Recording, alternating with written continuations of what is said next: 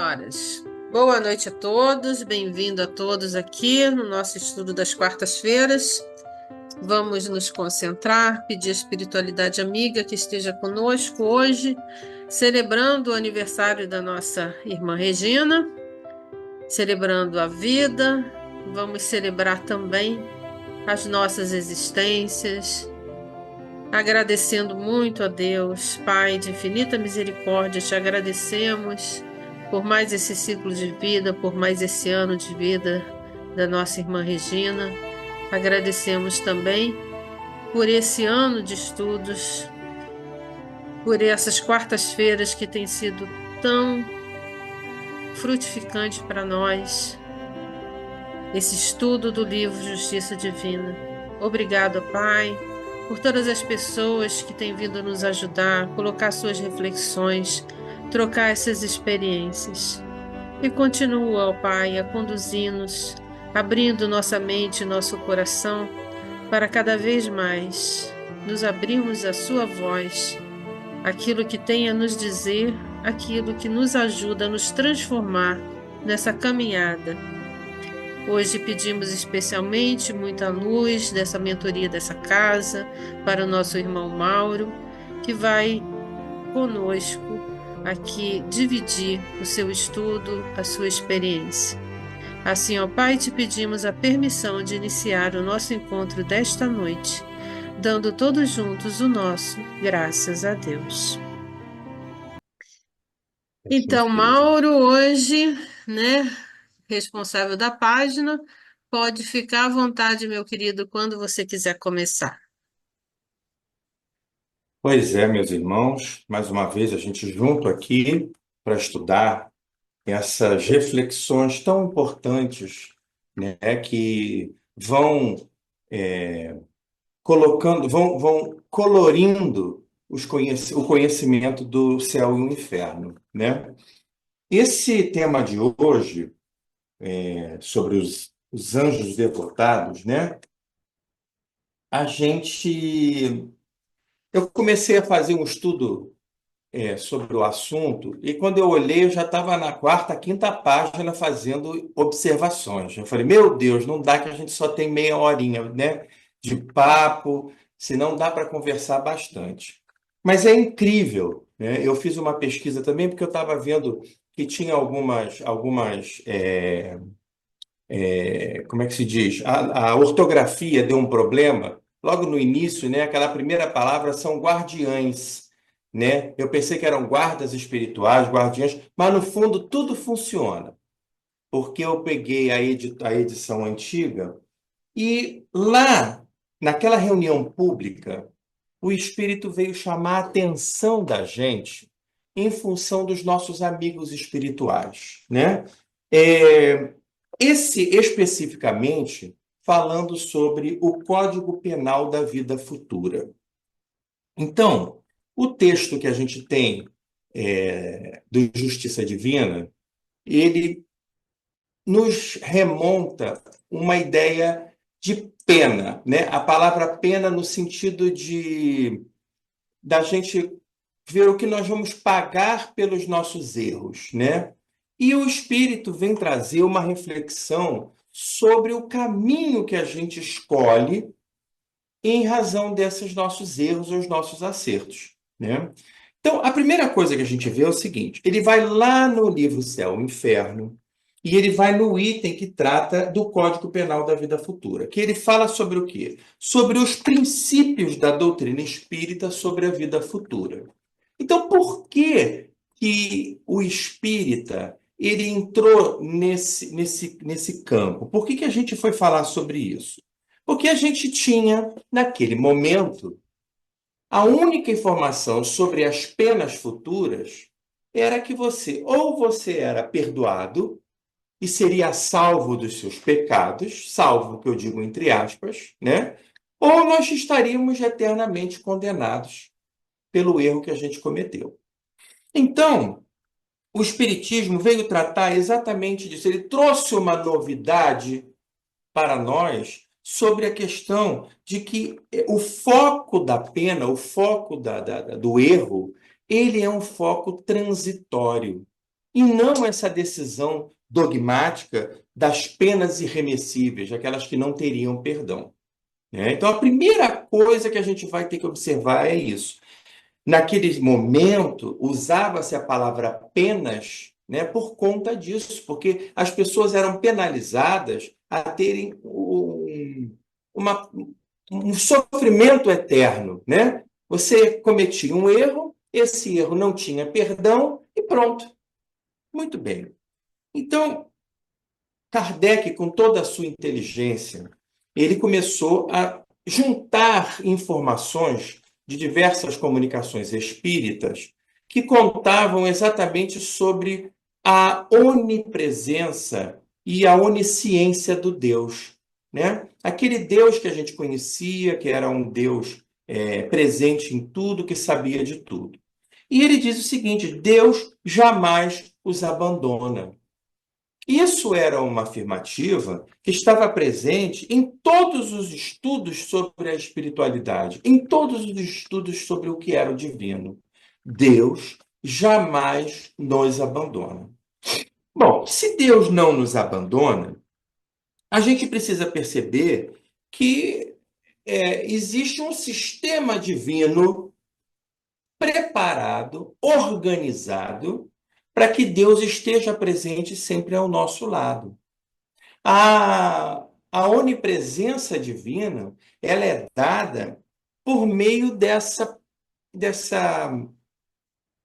da presença dos nossos espíritos mentores, dos nossos anjos da guarda, dos nossos anjos guardiães. Então, esse termo anjo da guarda é um termo muito bonito, né? Porque o que a gente percebe? A gente percebe que vem aquele espírito com aquelas asas bonitas, que é a única visão que nós temos de anjos, né?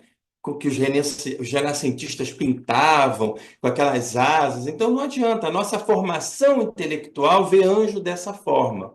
Mas os espíritos mostraram, olha, eles são seus guias, eles são seus mentores, e eles estão ali sempre para te influenciar. Muito bem. Qual é o objetivo do anjo da guarda? Qual é o objetivo dos nossos guias e dos nossos mentores? Eles trabalham paralelamente ao nosso livre-arbítrio, tentando nos inspirar e, de certa forma, nos indicar um caminho mais leve diante das nossas vicissitudes, das nossas provações. Aí começa a grande discussão. Ora, então quer dizer que se nós temos anjos da guarda, se nós temos guias, mentores espirituais, onde está o nosso livre-arbítrio, né? Essa é uma questão que muitas vezes os próprios espíritas são questionados, são interrogados, né? Então, como é que agem os anjos da guarda? Esses anjos da guarda, esses nossos mentores, eles estão sempre à espreita, ou seja, estão ali sondando, observando, investigando os movimentos da alma. Ou seja, tudo aquilo que a gente faz que movimenta o espírito, que movimenta as energias, as vibrações no nosso entorno. E eles estão ali observando todas aquelas vibrações que estão caminhando para o bem. E eles fortificam, e eles inspiram, e eles fazem o quê? Eles conseguem mostrar, né, naquele momento, eles entram em vibração com a gente e nós temos uma sensação do bem. E a sensação do bem, ela é uma sensação permanente. A gente só perde essa sensação, essa coisa da leveza, quando a gente se conecta com algo que está fugindo do bem. E a ausência do bem, o que é? É o mal, né? Não significa que seja um mal grande, que a gente vai fazer alguma ruindade para alguém, que a gente está preparando um golpe, nós vamos assassinar. Não é isso. O mal é a ausência do bem. Quando a gente começa a viver sem conseguir se conectar com essa energia equilibrada, essa vibração de uma forma pacífica, a gente já está tendendo para o mal. Então, esses espíritos, eles não vão nos orientar, faça isso, faça aquilo, não. eles fazem parte de um grupo que estão do nosso lado, tá? E eles estão vibrando de uma forma que a gente consiga se manter no trabalho do progresso espiritual para o bem. É assim que funciona o anjo da guarda. É assim que funciona os nossos guias espirituais. Os nossos mentores, muitas vezes, eles se manifestam de forma, às vezes, mais ostensiva, através de uma psicografia, de uma psicofonia, qualquer coisa, até mesmo para a gente poder discutir o nosso plano encarnatório. Olha, você pensou isso, você fez aquilo, né? O que você acha? Vamos por esse lado. Porque nós somos espíritos que temos aí já a capacidade para decidir. Aí vem aquela grande pergunta, né? Ora, é uma questão interessante que a gente levanta. Já que nós sabemos que o espírito vai progredir sempre, não tem recesso, não vai ter regresso, vai ser sempre para frente, né? Então a gente não pode usar isso como desculpa para estimular, se manter, se perseverar no mal, ficar ali persistindo no mal. Então a nossa reflexão é a seguinte: pode até acontecer isso sim, quando você está lidando com um espírito inferior, né? Ele vive com o sofrimento. E o que acontece com a vibração dele? A vibração dele é de vitimismo. Ah, eu sou um sofredor. Ah, eu não consigo sair dessa situação. Eu sou um pobre. Tudo dá errado para mim. Aí ele realmente monta aquela vibração em torno dele, é onde ele fica no sofrimento. E o mentor e o anjo da guarda dele fica aguardando, né, o momento que ele vai ter uma vibração possível que ele possa chegar e falar assim: vamos manter o equilíbrio nesse campo. Mas nós precisamos abrir essa guarda para isso. O que acontece? O espírito inferior, ele sofre tanto, ele passa tanto no sofrimento, que isso vai através do tempo, ele não entende a sua situação. Quando ele começa a perceber nessas pequenas inserções do seu anjo da guarda, dos seus espíritos que vêm salvá-lo daquela vibração negativa, ele começa a perceber que, bom, ali pode ter um caminho bom. E aí vem a dúvida. Será que eu estou fazendo certo? Será que eu estou fazendo errado? Vem o peso da culpa. Puxa vida, eu estou tão afastado de Deus, eu estou tão afastado da minha religião, eu estou tão afastado dos meus princípios. E para aqueles que não creem em nada, vem aquela visão filosófica, não, eu estou contra a justiça, eu estou cometendo um erro ético, eu estou fazendo algo errado contra a sociedade. Então, essa tortura que ele vive acaba criando uma dúvida, onde você vai pensar numa outra possibilidade. É aí onde vai agir o teu anjo da guarda. Ele se aproxima de tal maneira que ele começa a dizer assim: olha, o teu sofrimento vai depender de você, você tem que quebrar esse ciclo, né? E essa reflexão que todos nós já tivemos, todos nós já passamos por isso. Quantos vícios a gente convive no nosso dia a dia que a gente fala assim: meu Deus do céu, eu tenho que tentar reverter isso, né? Eu tenho que tentar criar uma outra coisa. Então, esse momento que a gente faz isso é o momento que o nosso guia, o nosso mentor, está agindo positivamente sobre nós.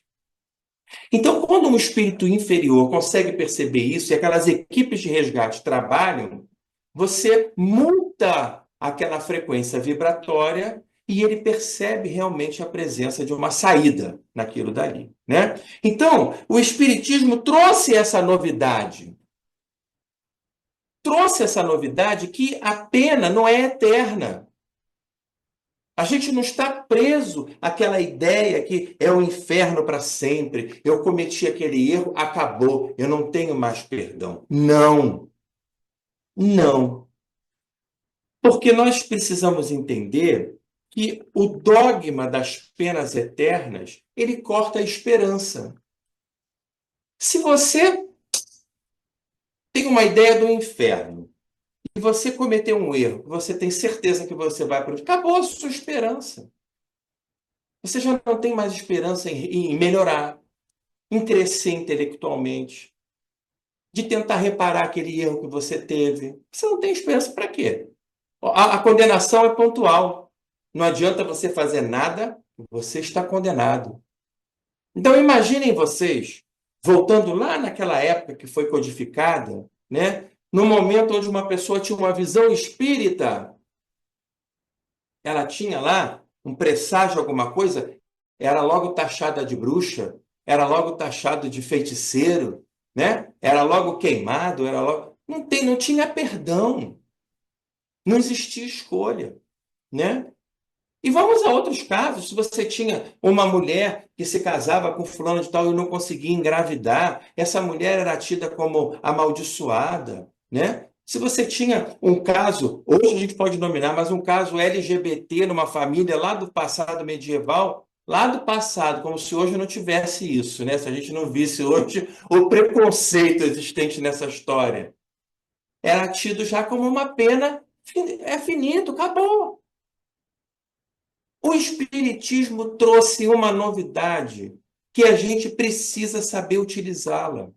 É abrir a nossa faixa vibratória para os nossos anjos da guarda, né? E aí eu vi uma outra reflexão. Kardec, nesse trabalho todo, ele teve informações de diversos médiuns, de diversos lugares, de diversos idiomas, as fontes diversas, e ele conseguiu confrontar essas ideias e organizar a partir do seguinte princípio: Deus sabe de tudo. Então, vamos lá, vamos pensar dessa forma. Aproveitar aquele exemplo que eu dei da mulher que não conseguia engravidar. Ora, se Deus é onisciente, ele sabe de tudo. Ele, quando criou aquela mulher, na teoria do dogma das penas eternas, ok? Vamos pensar dessa forma. Ele já sabia que ela não poderia engravidar. Então, para aquela sociedade, ela já era uma mulher que não servia para nada, né? Ela não veio cumprir a missão dela, ela vai para o inferno. Então, veja bem, se Deus sabe de tudo, se ele sabia que aquela mulher não ia engravidar, porque ele a criou daquela forma, então ele mesmo já definiu que ela ia para o inferno. Olha uma visão, a gente está tendo uma visão humana, né? O que que o Espiritismo fala? O Espiritismo fala, olha só, vamos pensar de uma outra forma. Essas comunicações todas que a gente tem, que a gente codificou, que a gente trabalha e confronta, o que que ele diz? Não, nós temos o sofrimento como uma coisa temporária. E esse sofrimento é uma forma de você se conectar com as boas vibrações, e aí você acaba com aquele sofrimento, e aí você se eleva num passinho espiritual. Então, essa coisa entre a pena eterna e a pena transitória, Deus que sabe de tudo, ele dá o quê? Ele deu um livre-arbítrio.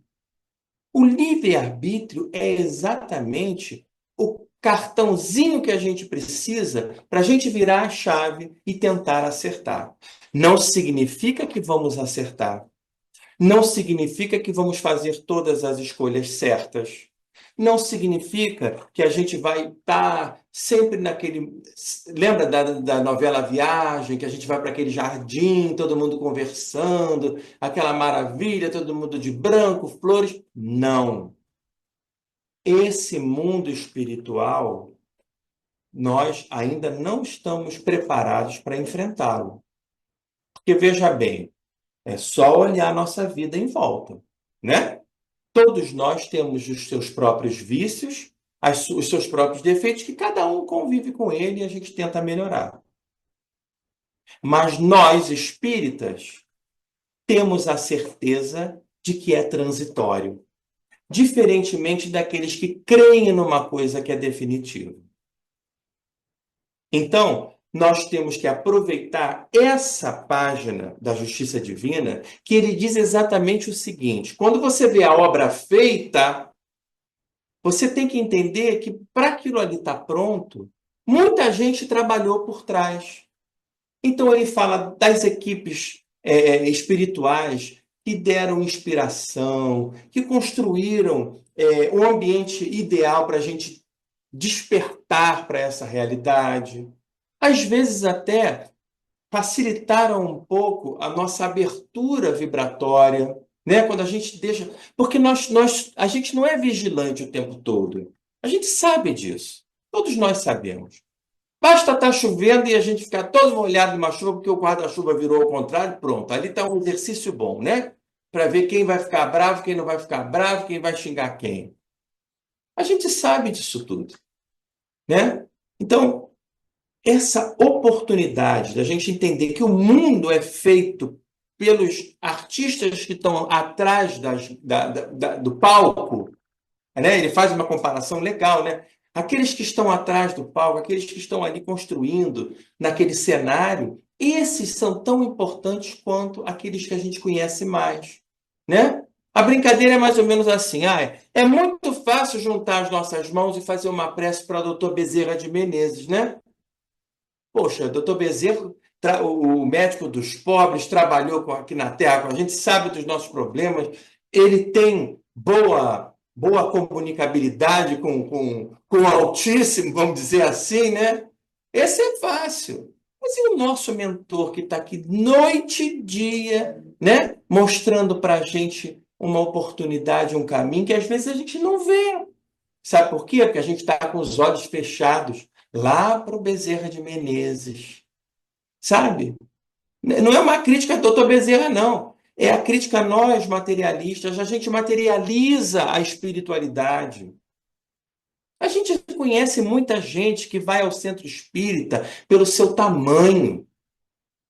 Quantas vezes chegaram para mim e falaram assim, eu queria até ir lá na casa do conselheiro, mas aí é fraquinho, né? Pessoa fraquinha, pouquinho. Bom, centro grande, com muito movimento, com crachá de médio, isso aqui é bom. Então a gente tem que tomar cuidado com isso. Nós temos que perceber quem está por trás das cortinas fazendo com que o nosso espetáculo de vida ele apareça, tá? Então esse estudo eu achei muito interessante, porque ele puxa a nossa orelha para olhar para os nossos mentores, sabe? De manhã a gente agradecer a Deus, conseguiu acordar? Agradece a Deus o encontro que teve com a equipe espiritualizada, dos espíritos que te ajudam na encarnação, que é um monte de espírito que está ali te ajudando, te preparando. Então, vamos aproveitar e realmente agradecer a esses nossos mentores, a esses trabalhadores que têm que lutar muito para chamar a nossa atenção, porque a gente está sempre distraído. As coisas materiais nos distraem, as coisas espirituais de vibração um pouco mais negativa também nos distraem. Então a gente vai fazer o seguinte agradecimento. Bom e amado Mestre Jesus, e nesse momento, Senhor, os nossos mentores espirituais, os nossos anjos da guarda, os nossos guias, que eles sejam abençoados por essa tarefa tão importante que é nos orientar no momento dessa encarnação. Dá, Senhor, que possamos ouvi-los, mas ouvi-los de coração e de peito aberto, sempre com os teus ensinamentos, o ensinamento do Cristo. Senhor Jesus, obrigado por esse momento aqui que estamos em conjunto, que a gente pode esclarecer e ser esclarecido ao mesmo tempo. É o dar e receber que nos traz o equilíbrio e a paz. Então, Senhor Jesus, em nome de toda a equipe de conselheiro, os nossos mentores, em nome de Maria Santíssima, nossa mãe maravilhosa, em nome de Jesus e, acima de tudo, em nome de Deus Todo-Poderoso, eu quero agradecer por esse momento, por esse encontro, por esse estudo. Que assim seja, amigos. Graças a Deus, muito obrigada, Mauro. E a gente pode abrir os microfones aí e ir se colocando, cada um conforme. Gratidão, meu amigo. Realmente, essa página nos faz refletir muito sobre o papel incansável desses nossos queridos irmãos, que se mantêm incógnitos, que a gente não sabe qual é o nome dele, que a gente não sabe como ele é fisicamente, né? Qual a forma que ele apresenta exteriormente, mas que está a todo momento nos amparando, nos intuindo, nos fortalecendo para essa caminhada. É realmente fundamental a gente ter a clareza do quanto eles nos ajudam no nosso cotidiano, nas nossas aflições. Eu tive experiência, teve uma assim, muito marcante, eu estava muito mal e eu chorando, fiz um cantinho, fiz uma prece. Miriam, tu tá com o microfone aberto, Miriam. Desculpa. E nesse cantinho eu adormeci. Eu adormeci e me vi num colo, como se uma criança eu fosse, amparada por esse irmão que eu não sei quem é, não sei quem é o nome dele, mas que me deu um grande conforto, que me acalmou por inteiro e me fez perceber o que estava por trás daquela situação que naquele momento estava me desequilibrando. Como é confortável quando a gente recebe uma página e ele diz assim para a gente: prossegue, caminha, estarei sempre ao teu lado. Então a gente tem que realmente, como você coloca aí, valorizar muito esse personagem, que a gente ainda não sabe bem porquê, nos tutela a existência. E quantas outras será que ele já não nos tutelou, né? Todas as noites eu faço uma oração e peço a permissão de Deus e de Jesus para que eu tenha esse momento com ele. Que a gente possa junto estudar, avaliar como melhor agir nessa existência. A página é interessantíssima e de muito valor. Gratidão. E a gente é teimoso, tanto aqui encarnado quanto com os desencarnados. Eles cortam um dobrado para tentar convencer a gente a seguir um caminho um pouco melhor. É muito difícil.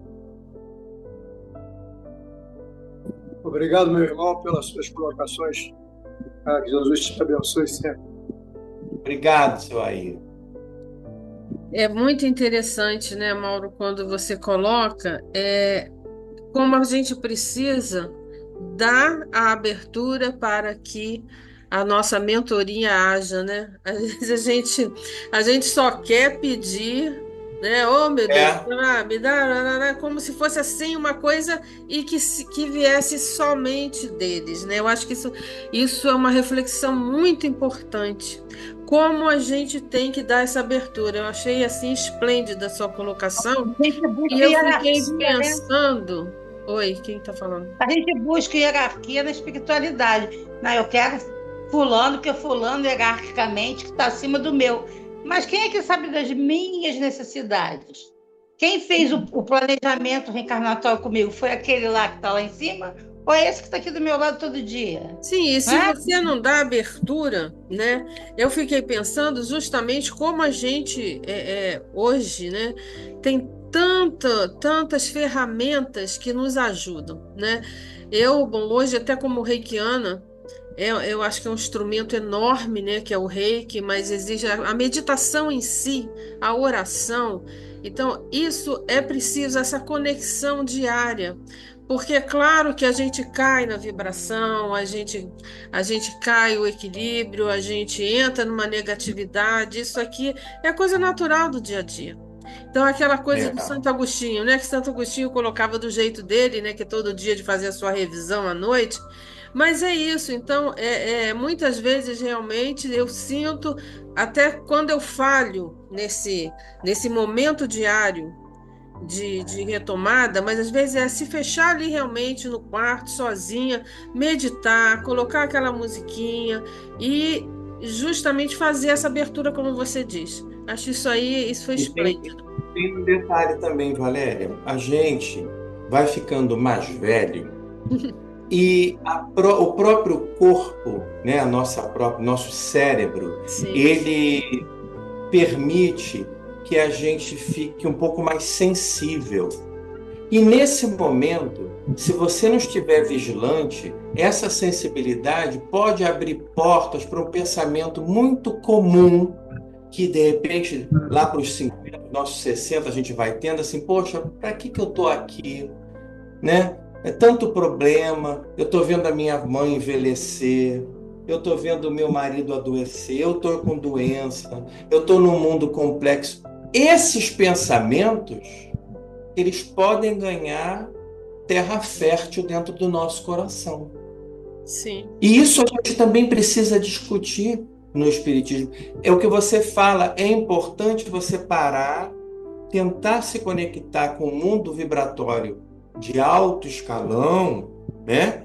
Mas não precisa você ir lá tão alto, não. Eles estão aqui do nosso lado. Esses espíritos, eles estão com uma aprovação incrível, porque eles baixam a linha vibratória deles para estarem ao nosso lado.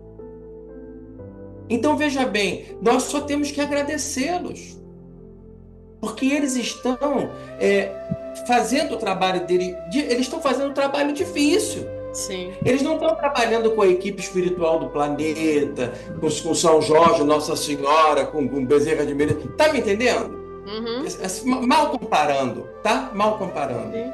Eles estão trabalhando conosco. Nós aqui de Bento Ribeiro, um subúrbiozinho do planeta, que estamos aqui juntos tentando melhorar. Olha só a nossa importância. A nossa importância é zero diante do problema da humanidade. Não é verdade? Sim, sim. Mas eles estão aqui com a gente. Não nos abandonaram. Né? Então a gente tem que refletir. É importante a gente refletir. Ele acreditou na sua possibilidade, ele apostou em você. Porque para você encarnar, Regina, como você está falando, primeiro você entrou numa fila de milhares de espíritos.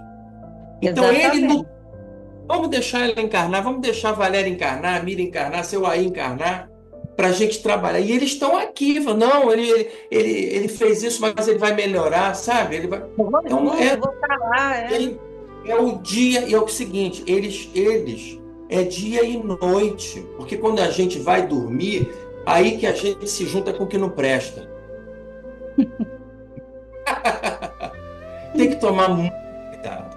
Tem que tomar muito cuidado, né? Então eu realmente, essa página foi muito importante. Eu achei muito fechou muita coisa, sabe? Trouxe a gente para a realidade da vida.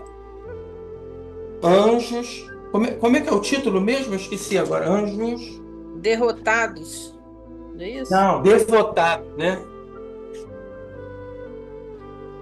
Ah, meu Deus, deixa eu ver aqui. Anjos desconhecidos. Ah, isso. Anjos desconhecidos. E nós não os conhecemos. E eles se mantêm na. Eles trabalham no anonimato, né? Desconhecidos. O trabalho dele, imagine como eles são sem vaidade. Eles não falam nem o nome deles. Só mostra o trabalho deles, né? Isso. Se vocês olharem até no livro dos espíritos, muitos casos está escrito assim, um espírito. Ele nem deu nome, ele não falou nada. Né? Então, isso é uma coisa para a gente refletir.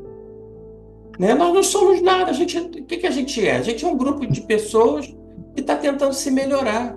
E a gente vai ajudando um aqui, um ali, pedindo a Deus para ainda conseguir a gente chegar até mais distante na nossa encarnação. Na realidade, o nome não quer dizer nada, porque a persona que você é hoje, amanhã você não é. Uhum. Não é a que você foi ontem.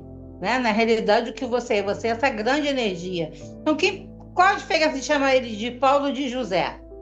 Nenhuma. Nenhuma. O que importa é essa energia que ele tem e essa vontade que ele expressou de vir junto a você para te dar toda essa força, todo esse ensinamento, toda essa luz. Isso que vale. O nome... Quando a pessoa acredita na gente, quando alguém acredita no nosso trabalho, só a gente pensar na nossa vida material, né? Um diretor nosso, um coordenador, um chefe, dá uma coisa para a gente. Ele fala assim, não, você é capaz de fazer? A gente, né, fica todo bobo, né? Ai, meu Deus, eu vou conseguir. Esse guia, que a gente já pode chamá-lo de anjo da guarda, ele acreditou na nossa encarnação. Ele chorou quando a gente encarnou. Esse choro que a gente tem aqui quando a gente desencarna, que a gente vai no sepultamento, eles fizeram isso lá, de medo, de amor. Ah, eles estão falando assim, olha lá vai quem eu amo, porque ele ama a gente. Ele ama, não tem como não amar. Ele está do nosso lado tentando inspirar vibratório. Pensa bem, né? Quem cuida de uma mãe, de um pai idoso, entende bem o que eu estou falando. A gente sabe que aquela teimosia está ali, a gente sabe o que é o melhor, a gente vê, mas o caminho ainda é dele. Que dificuldade. Filho, a gente tem um filho, fala, meu Deus, meu filho tem tudo. Por que não escolhe? Não, é ele que vai escolher. Olha que sentimento desse nosso anjo da guarda quando a gente encarna. Ai, meu Deus, lá vai ele, lá vai ela. Olha, temos 1 minuto, então Melhor dar tchau, já que já Deus vai ouça. dar zoom. Que